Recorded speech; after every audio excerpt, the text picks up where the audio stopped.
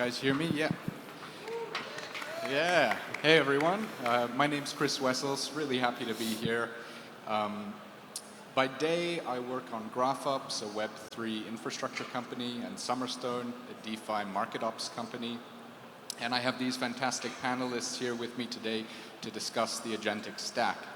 I'll hand over to my left first. Please intro yourself. Hey, I'm Clemens Wan. I'm the solution architect, head of AI and marketing at DIN, which EG gave an intro to DIN. We are decentralizing Infura and MetaMask.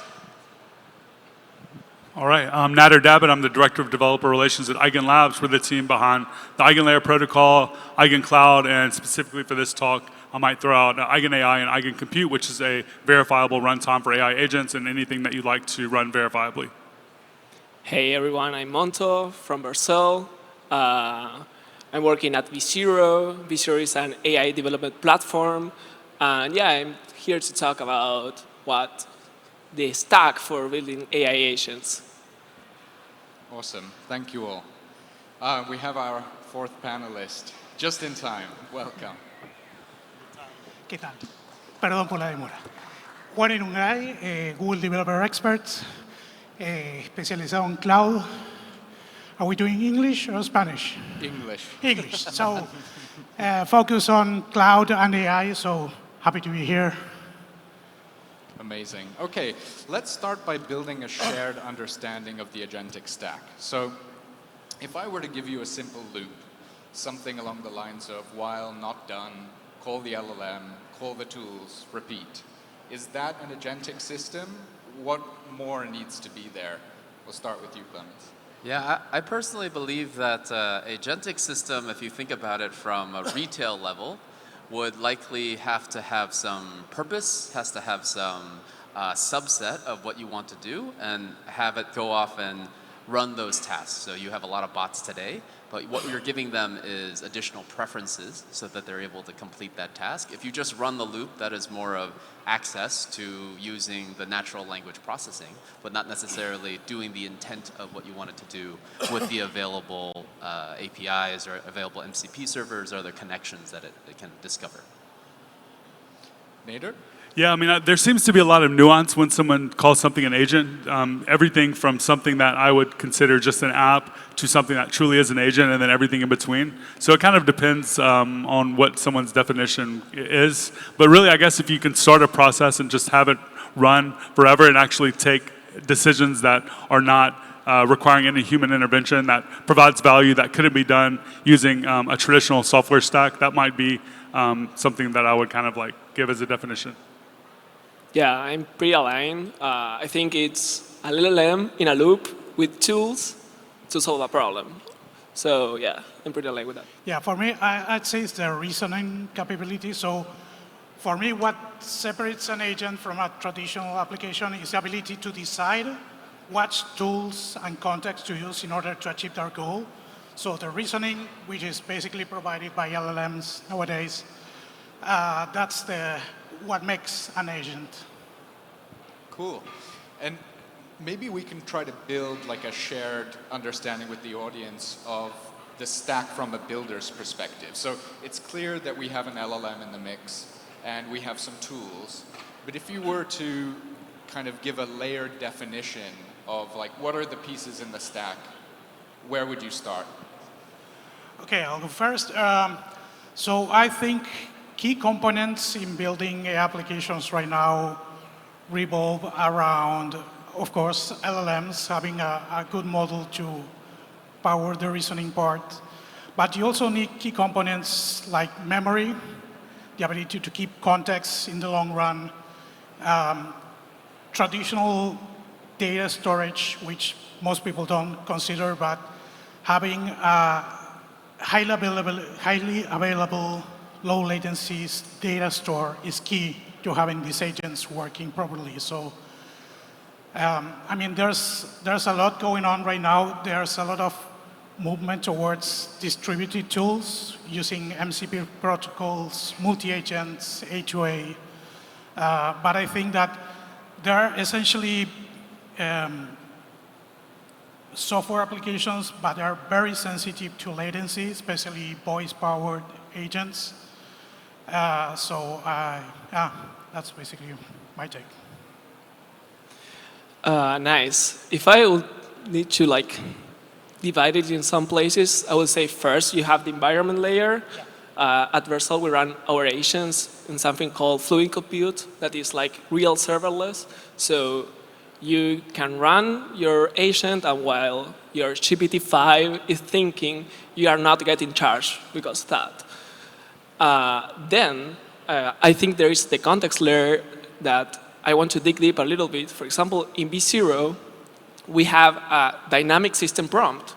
And this is really cool because depending on the app of the user, we have injectable system prompts. And this is really cool because you can cache it.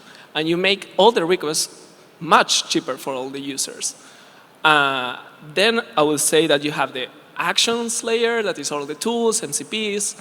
And in the end, you have the application layer that I want to dig deep a little bit, that is not only the UI, but also is how the agent interacts with the UI and how the UI gives context to that agent. For example, in V0, after the LLM finishes writing the code, we build that code, and if you have any error, it gets back to the agent, so the agent can auto-fix it.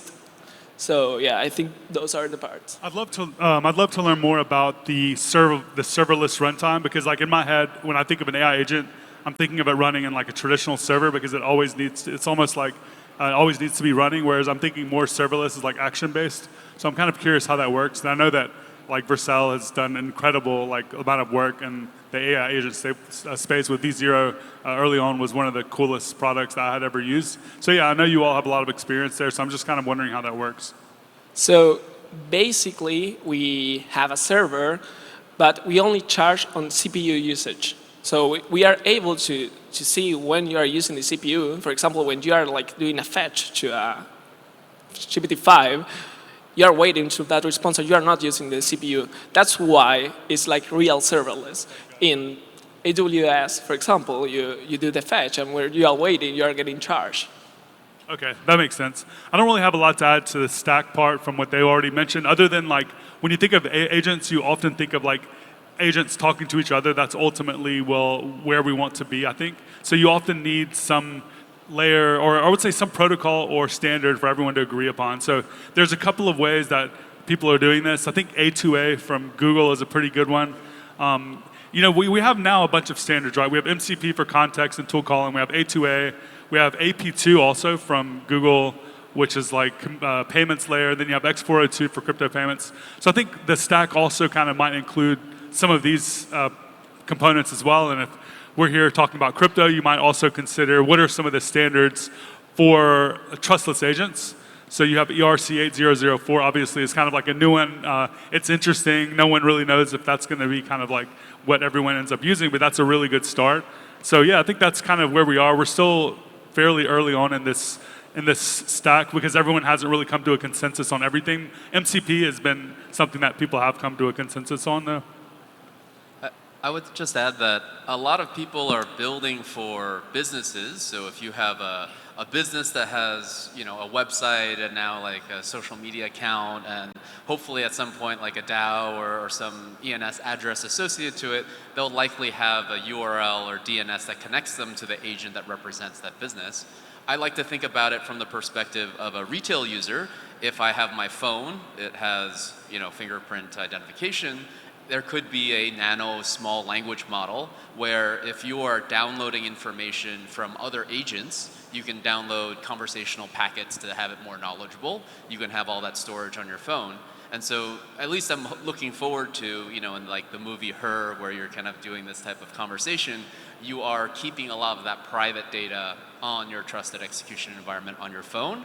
And then from there, all those connections that you have to build, it's another type of layer where you're augmenting the app view, but now you have other methods of communicating between the agent that represents the app to yourself, which might be authentication, it might be other types of intentions that you might have. I might want to go somewhere and it might have to pull from multiple applications to get that information. Yeah, agents at the edge are definitely going to be an important part of the stack. To Juan, Google's Introduction to Agents white paper speaks specifically about models, tools, memory, evaluators, and orchestration as a reference architecture. How does the Vertex AI and Agent Builder products turn those components into real things developers can use? So Vertex AI is the main platform for Google Cloud in terms of AI products. In there you have the tools to train your models, to serve them, customize them, and whatnot. I think that right now the biggest product right now, which is criminally under promoted, in my opinion, it's called Agent Engine, which is basically the stack that Google launched to host agents not only developed with ADK, which is the Google open source stack, but any agent built with open source like LangGraph or even Hugging Face, stuff like that. You can host it on GCP, on Google Cloud, and Agent Engine does most of the heavy lifting in terms of memory management, session allocation. Is mostly serverless. You can configure it for low latency and stuff like that. But I do believe that Vertex is eventually going to be the go-to place for people interested in AI. Right now, there's multiple entry points. Google is a little messy right now in terms of AI. There's a lot of different bets coming out. They just published Gemini 2 days ago, Gemini 3. Super interesting. There's a new ID fully powered by agents called anti-gravity. If anyone is interested into getting into agentic development, super interesting, and results has been really, really interesting.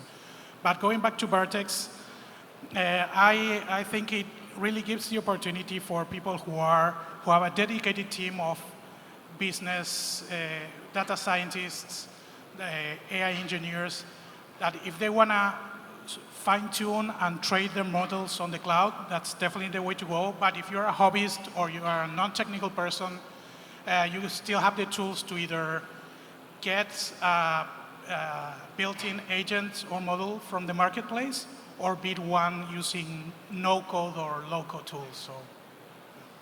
Cool. Yeah, I always feel like a little kid when the latest frontier or open source model drops. So. Congrats on the Gemini 3. It's hard. I mean, we did a AI masterclass at Google yesterday, and we were running through the presentation when they announced the new model, so we had to scramble and change it on the fly, which was an interesting challenge. But yeah, it's an ever-changing game. I mean, you cannot really. I have a backlog of articles and stuff to read.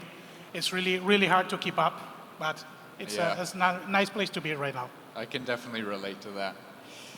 So I think it's clear we've established that tools are a really important part of the stack in connecting AI to the rest of the world. And that includes the digital world, but also the physical world. We're obviously here at DevConnect and at Agentic 0, and Web3 is a really important context for AI. So to Clemens, how do we think about AI agents interacting with the blockchain? If you were to hand an AI agent a clean interface for reading and writing, what does that look like? And maybe as a bolt-on, how should builders think about security when they give their AI agents on-chain access? Yeah, the security part is very difficult, and I think the one to focus on first, because imagine if your MetaMask or other smart wallet does have an AI agent that can trade on its behalf. What's more important is actually what restrictions you give it. Maybe each trade is up to a certain amount. Maybe the tax implication is up to a certain amount. So I think it has to do with the preferences, and you have to have the proper administration of these AI agents, or else they're going to go off and blow up your account by accident. The different talks today about like this agentic, Agentify, right? How does this interact with finance? Probably most of the bots out there that trade high-frequency trading have ways to figure out the best way to take advantage of the infrastructure. I think what we need is much more on the operating system level first. So imagine location for GPS, you don't care which satellite that you connect to. You kind of have a general idea that you're connecting to some ISP, some services to get that result. That abstraction is really important, and in order to choose which path is best for you, so if you're on Amazon and the last mile delivery, it doesn't matter about the brand of who's delivering it to, you just want something faster or cheaper or eco-friendly, whatever preference that you have.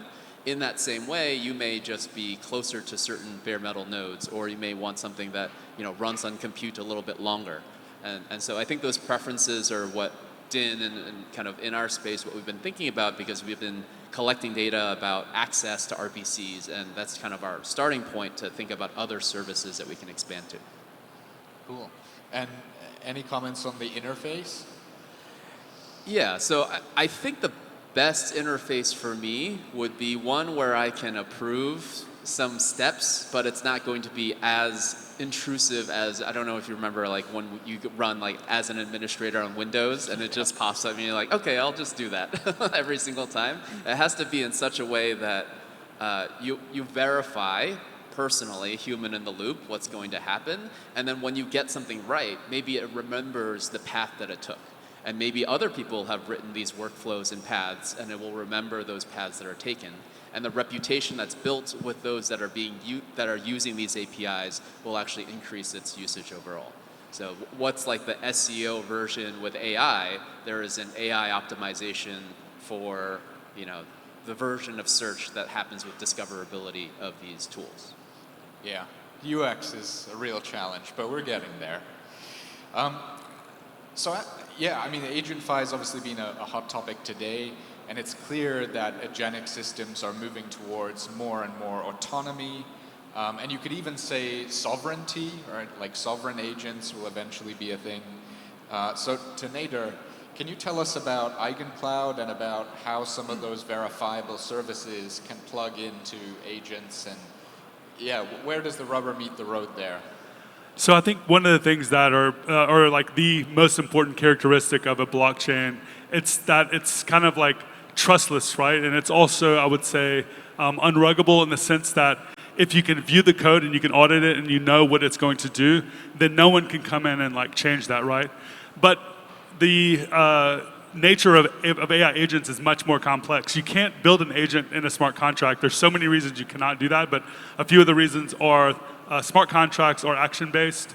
Agents are essentially just running at all times.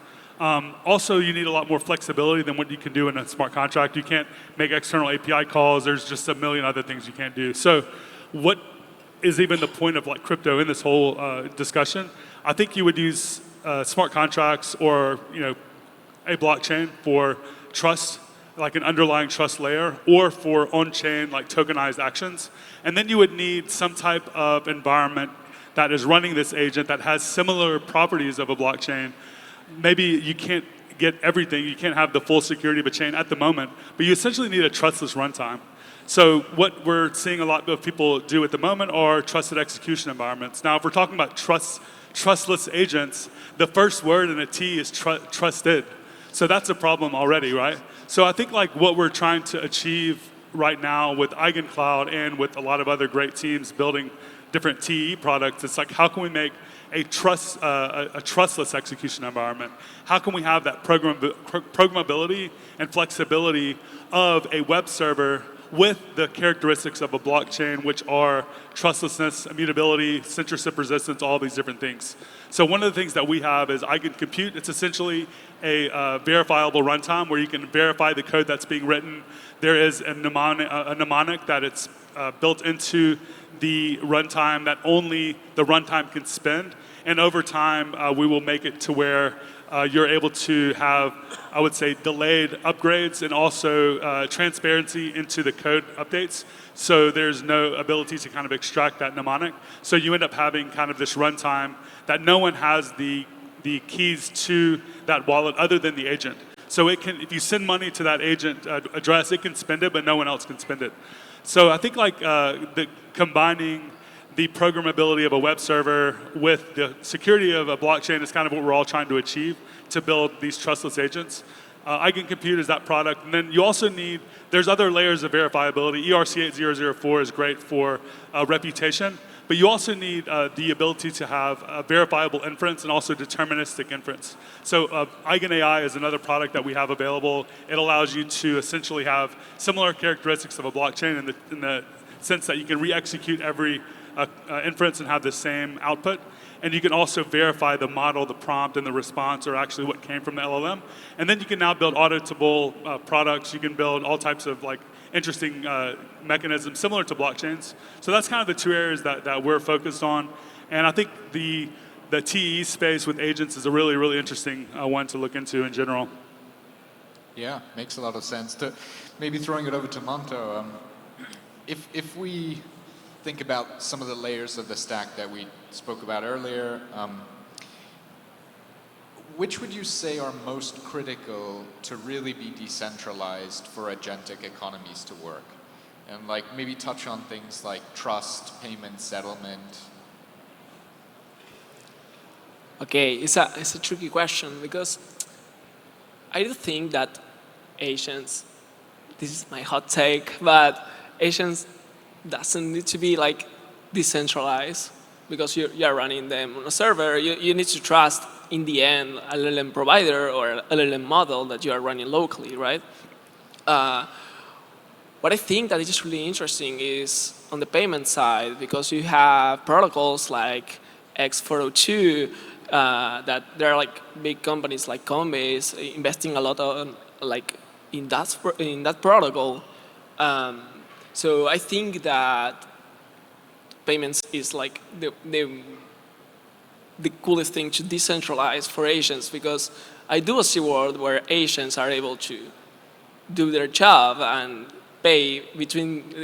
have payments between agents. And yeah, I think. Juan? No, I just wanted to add that, yeah, agents really don't fit into the traditional decentralized definition, but I do feel like we are moving to this multi-agent architecture as a philosophy. I do feel like eventually we're going to have to develop similar concepts to trust, basically, between agents, because we're coming to a place where we have specialized agents developed by different teams on different stacks, working on different environments. So I do feel like agents do provide a great opportunity for people working with large amounts of data that can be processed and summarize or provide opinions to the users. But I do feel like there's an untapped potential in going the other way, like learning from decentralized architectures what a blockchain is and how we can apply that to an ever-expanding and ever more abstract concept of what an agent is, because agents keep expanding, but they keep getting more siloed or specialized. So I think that eventually we're going to reach that point where we need to work on the concept of trust, which right now we are not talking about. Something that I didn't hear mentioned around identity is really important, and I worked on very early decentralized identity types of projects, and I think this might be the best use case for DIDs and attestations and figuring out the proofs that you have from others instead of you entering in your email and password or using Google to sign up or Facebook to sign in, having the ability for your agent to prove its attestation to you and you are its owner, can do stuff on your behalf. And I think that the blockchain layer does provide you with an ability to store that data and to be able to retrieve that properly. So, yeah, definitely see how DIDs are relevant here. I think Google's actually done some great work with, we kind of have MCP as very much a trusted tool calling protocol, but A2A introduces, and A2P, things like verifiable credentials, and generally the architecture of the protocol assumes much less trust between parties. Right, because eventually you'll get a more broader context than the one you can actually control. So you'll default to a decentralized architecture eventually. That's where that's where we're going today. Monday might be a different thing, but right now we're going to a decentralized architecture, and eventually we're going to need that concept of identity, of trust, of how can I I, as a LLM powering the reasoning of an agent, how can I define what the best tool or agent partner is to achieve my goal? And that's definitely going to need some sort of a trust system so we can leverage.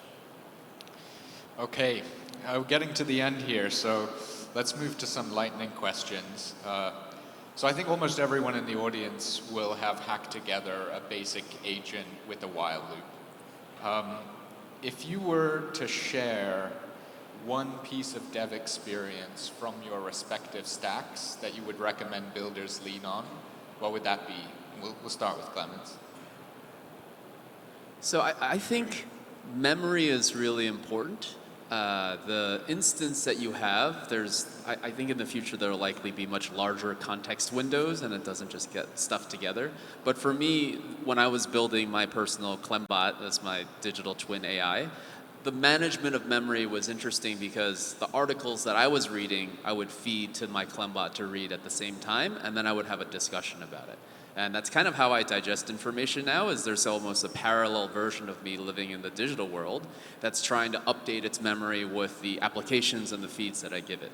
And it's expensive to run, which is why I don't always run it, but when I do, I think it's really rewarding. But thinking about the memory piece and how you can apply it to yourself at scale, it's a little bit harder because we don't want to burn all the trees and run out of water. So I wouldn't suggest that we build it at scale for the enterprise level, but I do think that on the personal level, it's fun to experiment with. Nader? For me, it would be to not sleep on the latest AI tools that are out there. Literally keep up with the newest thing that's out that people are hyping up. And if it's hyped up, jump on it, use it. Shamelessly copy and paste hundreds and thousands of lines of documentation and put them in your context. Don't try to learn everything anymore. It's just, there's too much going on. Dump as much context in your code editor as possible and just build shit. That's kind of my number one thing I would say, because it'll accelerate what you're doing. It's a different world today. Lean into it 100x. No matter how things were a year ago, they're different today and they're going to be different a year from now. Yeah, I agree that it changes a lot. I would say that from Vercel's side, we have AI SDK, that is our SDK to talk with any model that you want. And I would recommend to use AI Gateway, that is our gateway to talk with any model, right? You just change a string and you're talking with ChatGPT or with Anthropic or with any provider. I would say, on top of that, that something really cool about building AI applications is that every time that you do a change, it's a hypothesis. Sometimes it's just vibes, you change a model and it's vibes, right? So something cool is at Vercel we have our feature flags, and the biggest customer of our feature flags product is V0. This is because we are testing all the time different models and different tools and different contexts, and we are changing it on the fly for users. We test this new model to the 50% of our free users, and we say, okay, was okay, the metrics and the observability is right, and we say, okay, but let's change it to to Sonnet. And users start in our feedback channel, hey, why did this get worse? So for AI apps, the vibes needs to be right, right? So yeah, I would recommend using AI Gateway to get higher rate limits to any model, and our AI SDK to change it on the fly. Okay, on my end, I probably would like to plus one Nader's comment on. There's definitely not a definite stack I would use. We change that a lot depending on the problem, the complexity. There are different use cases that require different models. Some models are better on some use cases than others. Some architectures work better than others. Personally, we do use a lot of the Google tools, obviously. ADK, which is the Agent Development Kit, is the internal tool Google used to build their own agents that they open sourced and let out into the market. That plus Agent Engine, which I also mentioned, it does saves us a lot of headaches. Memory back in the day, beginning of this year, when we started working on agents, back when we were young, implementing memory was a real pain, right now that's being commoditized. It's being implemented. It's been getting part of the development platforms. But definitely ADK, at least from as a developer, it sits between LangGraph and N8N. So it's the right level of abstraction for me. If you're not a technical person, check out conversational agents, which is a UI-based interface in Google Cloud you can use to build agents without a single line of code. Awesome. Clemens, Nader, Monto, Juan, thank you so much. Please join me in giving them a round of applause. Thank you. Thank you. Thank you.